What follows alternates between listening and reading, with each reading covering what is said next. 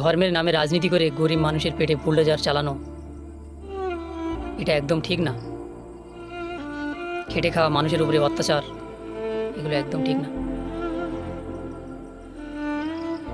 আজ পর্যন্ত আমরা সঠিক মানুষকে চিনতে পারলাম না, কোনটা সঠিক মানুষ আর কোনটা ভুল মানুষ। আমরা চিরজীবন ভুল মানুষকে চয়েস করে আসছি। ধর্মের নামে রাজনীতি কাকে বলে? নওশাদ ভাইজানকে কোনো দিন দেখছেন যে তিনি রাজনীতির ময়দানে এসে ধর্মের কথা বলছে? এক শ্রেণীর মানুষ আছে রাজনীতির ময়দানে এসে ধর্ম নিয়ে লাফালাফি করে চেল্লায়, এরা আসলে ধর্মপ্রেমী মানুষ না। ধর্মের জায়গা থাকবে, রাজনীতির জায়গা থাকবে।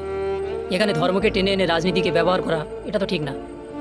মানুষের যখন ভুল ভাঙে তখন সে বুঝতে পারে যে এই মানুষটা ভুল ছিল। তার আগে তো একটু পর্যালোচনা করার দরকার ছিল যে এই মানুষটা ভুল কিনা সঠিক, এগুলো তারা একবার ভাবে না। যাই হোক, ভালো থাকবেন সবাই।